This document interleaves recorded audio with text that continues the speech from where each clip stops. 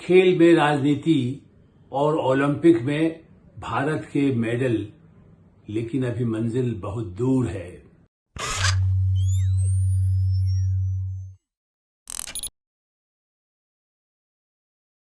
नमस्कार, मैं हूं आलोक मेहता। एडिटर्स आई में आपका स्वागत है।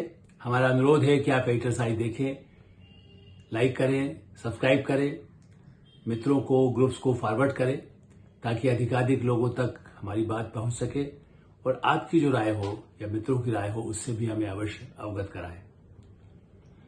खेल में राजनीति और ओलंपिक में भारत के मेडल, लेकिन अभी मंजिल बहुत दूर है।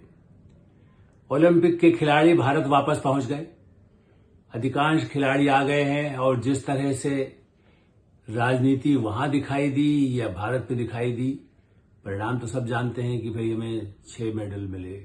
ओलंपिक में 6 मेडल भारत और चीन, अमेरिका बने 10 वहां कहेंगे, उसमें भी हमारा नंबर नहीं आ सकता।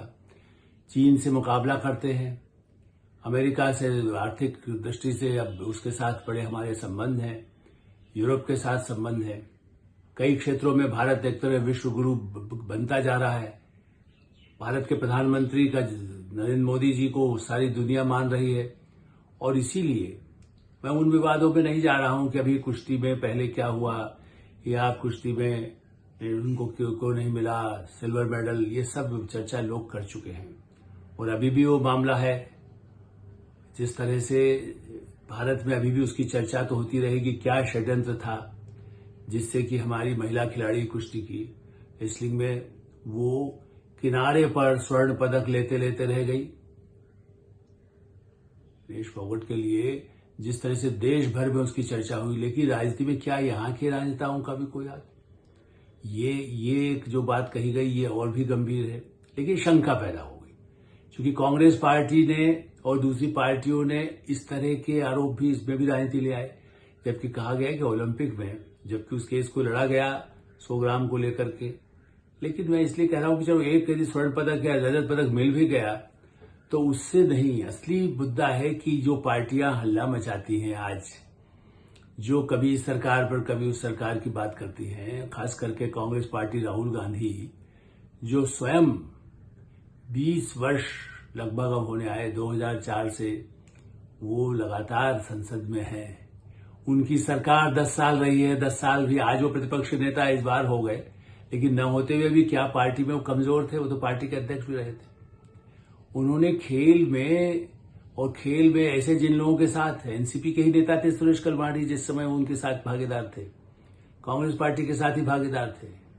उस समय का कॉमनवेल्थ घोटाला भूलिए नहीं, कांग्रेस के नेताओं पर आरोप आया था, वो भी भ्रष्टाचार का गंभीर। मैंने खुद अपने बड़े विशेष संवाददाता की वो रिपोर्ट आउटलुक में छापी, सनसनीखेज, वो कहीं अभी भी मिल जाएगी आपको।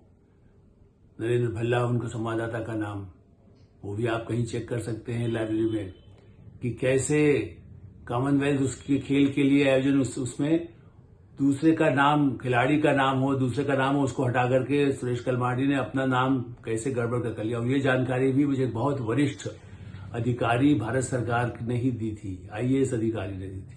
बाद में तो उनको धमकाया भी गया। तो ऐसे अधिकारी ने जानकारी दी, उसके बाद हमने और फॉलोअप करके सुरेश कलमाडी का पक्ष में मांगने की बात की गई। लेकिन सही बात यह है कि ऐसे राजनीति कैसे हम घुस जाएं। आप देखिए, खेल की एसोसिएशन में ब्रजभूषण सिंह का मामला आज का है, सुरेश कलमाडी का मामला पुराना है। इससे क्या फर्क पड़ता है? ब्रजभूषण सिंह पर तो और गंभीर आरोप आए। ऐसी स्थिति में वो आरोप आए, उसमें भी राजनीति हुई है, वो भी बात सही है। लेकिन क्या आवश्यक है कि खेल के संगठनों में आधिपत्य नेताओं और उनके परिजनों का हो, या उसमें जब बजट का प्रावधान हो तो सब सर्वसम्मति से क्यों नहीं करते हैं? भारत का बजट 2% के आसपास होता है खेल के लिए, और दूसरी तरफ चीन का कई अरब, जितना आप कह रहे हैं उसे 3 अरब से ज्यादा का तो डॉलर में आप जोड़ें तब भी उतने का है। आप बताएं कहां 3 अरब डॉलर और कहां 3000 करोड़। ऐसी स्थिति में उसके लिए आवाज नहीं उठाएंगे। आवाज ही उठाएंगे कि देखिए यहां पर टीम भेजी गई, उस पर 400 करोड़ रुपया खर्च किया, कितने पदक मिले, उसमें राजनीति हुई, अधिकारी क्यों भेजे गए, इस पर विवाद हो रहा है अब। ओलंपिक में, जबकि पीटी उषा जो खुद ओलंपिक खिलाड़ी रही है, वो राज्यसभा की सांसद है, मनोनीत सांसद है, बहुत सम्मानित है, पूरे देश में उनको माना जाता है। जब वो खुद वहां उपस्थित थी, वो क्या कर सकती है? वो खिलाड़ियों को प्रोत्साहित कर सकती है, उसमें उनको न्याय मिले उसकी कोशिश कर सकती है। भारत सरकार उस मामले को लड़ सके, मंत्रालय लड़े, जो कहीं किसी के साथ जाती हो रही, ओलंपिक समिति अपना करती है, सरकारें सीधे सीधे नहीं हस्तक्षेप करती किसी भी, देखा जाए तो खाली चिंता व्यक्त करती है, और जहां कोई बड़ा गड़बड़ हो रही होती है उस पर करती आ जाता है। लेकिन जो खेल की राजनीति है, राजनीति में खेल होता है, वो चर्चा चलती है। लेकिन इसीलिए मैंने कलमाड़ी का नाम लिया। मैं ऐसा तो आप यूं कहेंगे कि कब से पुराना इतिहास जो है, लेकिन कुश्ती हो, तीरंदाजी हो, तैराकी हो, क्रिकेट हो, सब में राजनेताओं की जो घुसपैठ है। देखिए हमारे कितने अच्छे निशानेबाज हैं। राज्यवर्धन राठौड़ इस समय तो भारतीय जनता पार्टी के नेता हैं, सांसद रहे, मंत्री रहे, अब राजस्थान में है। ऐसी स्थिति में ऐसे नेताओं को वो रहे और अच्छे उन्होंने पुरस्कार प्राप्त किए, पूरे वर्ल्ड में जिस तरह नाम हुआ। पीटी उषा है, तो ऐसे खिलाड़ी, ध्यानचंद उनको याद करते हैं। आज हम हॉकी में क्यों पीछे हैं? हम केवल जिसमें मुनाफा हो, क्रिकेट की तरफ तो बहुत अधिक सबका रुचि होती है। और नेता यदि खिलाड़ी रहे हैं और उसके बाद वो यदि कुछ बन भी जाते हैं, आज कीर्ति आजाद ममता पार्टी से जीत करके आ गए तृणमूल कांग्रेस से, या पहले माधवराव सिंधिया की रुचि थी, या ज्योतिरादित्य सिंधिया की रुचि हो सकती है। कोई खिलाड़ी खुद यदि खेल के मैदान में रहा हो, लेकिन जबकि ज्योतिरादित्य या माधवराव सिंधिया उस तरह से कोई वर्ल्ड मैच नहीं खेले हैं, लेकिन उनकी रुचि थी, चलिए इसलिए आप उन कह सकते हैं। लेकिन मैं तो ये भी मानता हूं कि उनके संरक्षण में, चाहे कोई नेता हो, उनके संरक्षण में कैसे आगे बढ़ सकता है, और जब जिस समय जरूरत थी यदि हुआ भी। अब ये समय आया है जब नेता स्वयं ऐसे संगठनों पर कब्जा करे, और उसके बाद यदि वो बने हैं तो उसके बाद दूसरे के खिलाफ राजनीति करने लगे। खेल संगठनों के चुनाव में ऐसे राजनीति होती है जैसे कोई बड़े लोकसभा चुनाव के लिए जितनी नहीं होती होगी। करोड़ों रुपए सरकार का बजट राज्य सरकारों के हाथ में खेल है। ऐसा नहीं कह सकते आपकी सब केंद्र सरकार खर्च करती। केंद्र सरकार तो अपने जो ऐसे स्टेडियम बड़े बनाने हैं उसके लिए खर्च कर देगी, सुविधाओं के लिए कर देगी, खिलाड़ियों पर कर देगी। इस ओलंपिक में भी 4 करोड़ रुपया प्रति खिलाड़ी यदि कहा गया कि इतना जो हम गए हैं उन पर खर्च किया गया, तो कोई बड़ा अमाउंट नहीं माना जा सकता, क्योंकि वो जितने पहले महीनों तैयारी होती है, पूरा परिवार तैयारी करता है। और पहले भी भारत की महिला खिलाड़ियों ने कुश्ती में, रेसलिंग में और बॉक्सिंग में, चाहे नॉर्थ ईस्ट की हो चाहे हरियाणा, खास करके सबसे आगे रहा है। और ऐसी स्थिति में मेरा ऐसा मानना है कि जहां ये राजनीति है, इससे कब पिंड छूटेगा। और इसमें एक दूसरे पर आरोप के बजाय सर्वानुमति क्यों नहीं होती है? यदि जीतते हैं या यदि जीतने में कहीं कठिनाई आती है तो उसमें क्यों राजनीति हो? प्रधानमंत्री नरेंद्र मोदी ने पिछली बार भी बहुत अच्छा किया। उन्होंने जो विजयी नहीं हुए उनको भी अपने घर पर बुला करके कहा कि कोई बात नहीं, अगली बार आप जीतेंगे। पर आज खेल में तो हार जीत हो सकती है, जैसा इस बार हुआ। पाकिस्तान की मां और भारत की मां ने कहा कि चलो किसी एक को स्वर्ण मिला, दूसरे को रजत मिला, दोनों हमारे बेटे हैं ना। दोनों माओं ने कहा कि हमारा बेटा है, दूसरा भी हमारा ही बेटा है ना, जीता कोई बात नहीं। ये उदारता सामान्य परिवार, खिलाड़ी परिवार के सदस्य कह सकते हैं। तो नेता क्यों? अब मेरा खिलाड़ी तेरा खिलाड़ी, मैं किसको भेजूंगा? सिलेक्शन में गड़बड़, उनके साथ दुर्व्यवहार की शिकायतें, या उसमें पक्षपात, कहीं जाति का। लालू यादव जी कौन से खिलाड़ी हैं? वो किस उनके और उनके परिवार के सदस्य कैसे बन जाते हैं उसमें? क्यों है? शरद पवार तो खुद ही खो खो से आए, राजनीति करते करते अभी भी राजनीति करते रहते। इसीलिए ऐसे नेताओं को साथ रखते हैं जो खेल में राजनीति करें और उसके बल पर वोट प्राप्त करें। असली में खेल संगठनों पर यह भी होता है कि यदि अच्छा खिलाड़ी चमक रहा है, जो उसको खिलाड़ी का मौका मिला है, या उस इलाके में कुछ खेल की गतिविधियां जारी की गई है, वहां जाकर अतिथि बन जाइए, वहां के संगठन पर कब्जा कर लीजिए। जिला स्तर से लेकर के प्रदेश स्तर, राष्ट्रीय स्तर के संगठनों में जो राजनीति है, ये विश्व में कहीं आपको नहीं मिलेगी।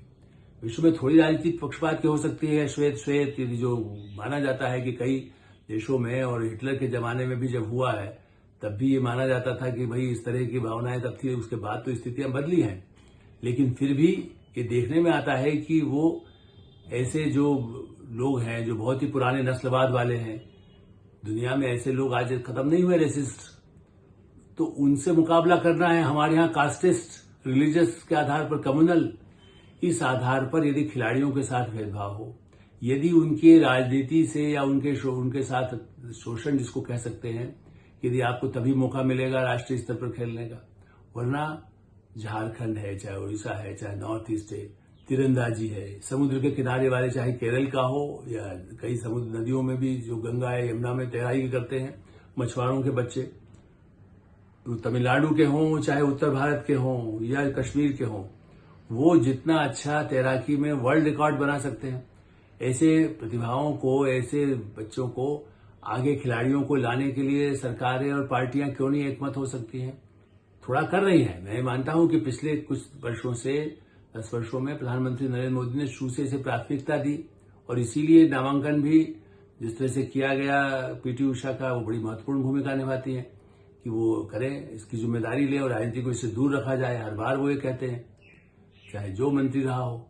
ऐसी स्थिति में जो समय आ गया है जब खिलाड़ियों को और खेल को राजनीति के मैदान से दूर रखें। राजनीति के मैदान में आप जो खेल खेलते हैं, अखाड़ा बनाते हैं, भारत में अखाड़ों की कितनी बड़ी परंपरा है। लोकमान्य तिलक या गणेश उत्सव कहिए, महाराष्ट्र, पंजाब, हरियाणा, मध्य प्रदेश, राजस्थान, गुजरात, कितने इलाकों में हमने देखे हैं जहां व्यायामशालाएं जिसको कह सकते हैं, मलखम हो चाहे कुश्ती हो, इसमें तो गली गली में भारत में सैकड़ों वर्षों से जिसकी परंपरा रही है, महाभारत काल, रामायण काल से यदि आप कहें, तो ऐसे खेल हो या तीरंदाजी हो या तैराकी हो, ये तो इसमें क्रिकेट तो पश्चिम का खेल है। इन खेलों पर कई हजार करोड़ नहीं, 5 लाख करोड़ इसी पर खर्च कर दीजिए भाई। सोचिए कि अगले 5 वर्ष के लिए 1-1 लाख करोड़ का प्रावधान कर दिया गया और इसके लिए राज्य सरकारें और कारपोरेट, ये सही है कि इस बार भी नीता अंबानी स्वयं उस ओलंपिक कमेटी में उनको रखा गया है, अंतर्राष्ट्रीय कमेटी में वो है। भारत सपना देख रहा है कि 2036 में 2036 में हम भारत में उसका आयोजन कर सके। ये प्रधानमंत्री नरेंद्र मोदी का भी संकल्प है। तो कारपोरेट वर्ल्ड भी अपने ढंग से फुटबॉल में कितना आगे धीरे धीरे बढ़ाने की कोशिश हो रही है।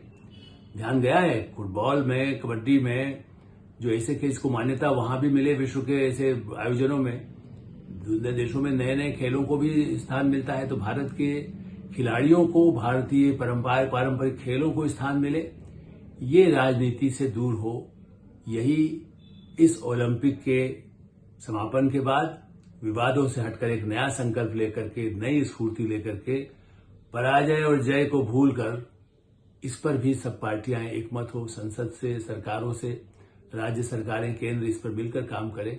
यही देश के साथ, खिलाड़ियों के साथ न्याय होगा और स्वस्थ समाज, विकसित समाज, कम से कम स्वतंत्रता दिवस पर तो ये संकल्प लिया ही जा सकता है।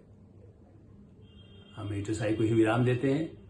आप एटरसाई देखते रहें, लाइक करें, सब्सक्राइब करें, अपने मित्रों को, ग्रुप्स को भी सब्सक्राइब करने को कहें और आपकी जो राय हो वो उससे हमें अवश्य अवगत कराएं। धन्यवाद, नमस्कार।